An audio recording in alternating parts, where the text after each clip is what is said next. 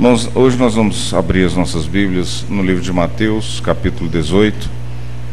Se alguém não tem Bíblia, eu acho que todos têm Bíblia. Capítulo 18, versículo 21 em diante. Então Pedro, aproximando-se, lhe perguntou: Senhor, até quantas vezes meu irmão pecará contra mim, que eu lhe perdoe? Até 7 vezes? Respondeu-lhe Jesus: Não te digo que até 7 vezes, mas até 70 vezes 7. Por isso o reino de Deus é semelhante a um rei que resolveu ajustar as contas com seus servos. E passando a fazê-lo, trouxeram-lhe uma pessoa, um homem, que lhe devia 10.000 talentos.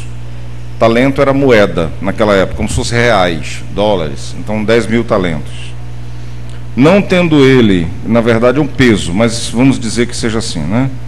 Não tendo ele, porém, com que pagar, ordenou o Senhor que fosse vendido, ele, a mulher, os filhos e tudo quanto possuía, e que a dívida fosse paga. Eles iam ser vendidos como escravos. Então o servo, prostrando-se reverente, rogou: Sê paciente comigo, e tudo te pagarei. E o senhor daquele servo, compadecendo-se, enchendo-se então de compaixão, mandou-o embora e perdoou-lhe a dívida. Saindo, porém, aquele servo encontrou um dos seus conservos, um colega, que lhe devia 100 denários, e agarrando-o, o sufocava, dizendo: Paga-me o que me deves. Então o seu conservo, caindo-lhe aos pés, lhe implorava: Sê paciente comigo e te pagarei. Ele, entretanto, não quis. Antes, indo-se, o lançou na prisão, até que saudasse a dívida. Vendo os seus companheiros o que se havia passado, entristeceram-se muito e foram relatar ao seu senhor tudo o que acontecera. Então o seu senhor, chamando-o, lhe disse: Servo malvado, perdoei-te aquela dívida toda, porque me suplicaste. Não devias tu igualmente compadecer-te do teu conservo, como também eu me compadeci de ti? E indignando-se, o seu senhor o entregou aos verdugos, aos carrascos, até que lhe pagasse toda a dívida. Então, assim também meu Pai Celeste vos fará, se do íntimo não perdoardes cada um a seu irmão. Vamos orar, irmãos. Querido Deus, obrigado, Pai, pela tua palavra que nos instrui e nos orienta e nos mostra como o Senhor quer que nós vivamos, Senhor. Ilumina os nossos olhos espirituais nesse momento, todos nós aqui, com a ação do Teu Espírito Santo, de forma que nós possamos compreender as maravilhas da Tua palavra, Senhor. Nós te pedimos em nome de Jesus. Amém. Irmãos, eu acho que uma pessoa que é um assassino e que chega e mata uma mulher e o seu filhinho com um tiro no momento do assalto porque a criança está chorando, eu acho que esse assassino mereceria todo o castigo possível nessa terra. Eu acho que quando uma pessoa é má com a outra, ou quando rouba, então eu acho que essa pessoa tem que pagar. Eu acho, né? Eu acho. É assim que nós temos vivido muitas vezes, irmãos, na nossa igreja, não nesta igreja que eu digo, né? Mas na igreja, de uma forma geral. Eu acho. Queridos irmãos, a palavra de Deus muitas vezes nos coloca, nos confronta conosco, com a gente mesmo, né? Com a maneira como nós pensamos no momento, o que nós desejamos contra as pessoas. E aqueles que já receberam a restauração, a transformação vinda do Senhor, conhecem um novo sentimento diferente, estranho até. Por que é que eu não estou odiando? Por que é que eu não odeio? Né? A gente às vezes até queria odiar para aquela pessoa sofrer, mas a gente não consegue mais, porque ele traz a transformação para o nosso coração. E então só quem é crente, quem é transformado, consegue compreender essa palavra. Nós vemos aqui, irmãos, a necessidade de perdoarmos sempre. Sempre. Nós temos que ter um coração perdoador. Há algumas confusões e alguns pesos exagerados, errados, na minha ótica. Eu vou sempre dizer, irmãos, o que é que está sendo dito, que vejo aqui, e vou avisar os irmãos quando eu disser qual é o meu conceito pessoal a respeito de determinadas coisas que não estão sendo ditas nesse texto aqui, tá certo? Então, eu tenho particularmente uma visão geral do ensinamento bíblico e do que eu vejo nas histórias contadas na Bíblia e que eu entendo como sendo a orientação do Senhor, o seguinte, a respeito de perdão. O que não é perdão? Perdão não é você voltar a confiar numa pessoa que falhou profundamente com você. Você pode até voltar a confiar, mas você não é obrigado a isso.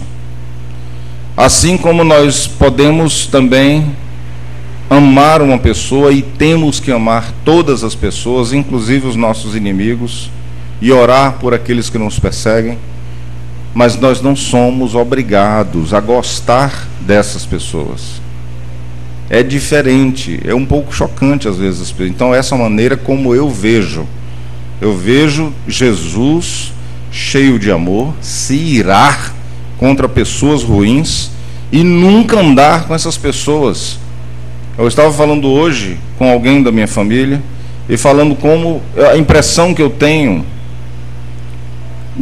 das pessoas que Deus gosta. Existe um serzinho humano que eu tenho a impressão que é um dos tipos de pessoa que Deus menos gosta. Eu não estou falando de amar, tá certo? Mas Deus gostar. Porque existe uma coisa interessante. Deus nos ama profundamente. E Ele nos ama porque nos ama. Mas quando você faz as coisas certas, Deus se agrada de você. É outra coisa, não é mais o amor. É uma coisa que nós, de uma certa forma, conquistamos através da obediência, da ação, de cumprir, desculpem, irmãos, de cumprir a palavra de Deus nas nossas vidas. Então Deus se agrada de nós, né? É como se nós tirássemos dos lábios de Deus, se podemos dizer assim, um sorriso de satisfação. E eu acho que essa é a maior paga que nós podemos ter na nossa vida em relação, não é, mesmo com todo o sofrimento que nós passemos, mas se nós formos obedientes ao Senhor, e se fosse possível nós vermos o rosto do Senhor e Ele sorrindo, contente com nossa ação, então isso seria maravilhoso. Eu fui nessa direção agora e me perdi um pouco, irmãos.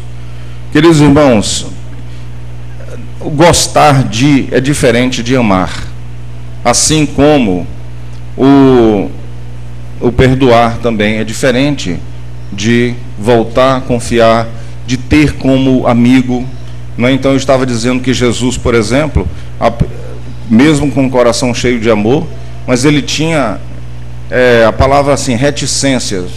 Ele tinha sérias às vezes as palavras são tão exatas que eu fico tentando procurar. Reticência no sentido assim que eu tenho algo contra, né? Então ele tinha algo contra algumas pessoas, né? Sobre o comportamento egoístico e tudo. E o que eu estava falando, e agora me lembrei, graças a Deus, é o tipo de pessoa, e eu não sei se os irmãos vão concordar, mas a gente vê Jesus, por exemplo, batendo de frente contra essas pessoas, e a gente vê o próprio Deus, Jesus é Deus, mas o próprio Deus no Antigo Testamento também batendo de frente. É o religioso, é o crentão, é o certinho. Irmãos, há uma diferença, então por favor, presta atenção no que eu vou dizer, porque se você não entender, você vai sair daqui com uma pergunta: então o que é que adianta eu cumprir a palavra de Deus? Não é isso que eu quero. Deus ama a quem se esforça para obedecer a sua palavra. Deus olha com satisfação para você, contanto que você continue entendendo que a sua vida espiritual, o seu relacionamento com Deus, depende da graça e da misericórdia dele. Não é algo que você está conquistando porque você é bonzinho e certo. Compreendeu? É diferente, há uma diferença grande entre aquele que busca fazer a vontade de Deus, e aquele que é o religioso, que olha para si e que tem a base do seu relacionamento com Deus na sua própria justiça. Deus não gosta desse tipo de gente. Não gosta. Deus bateu de frente com os fariseus.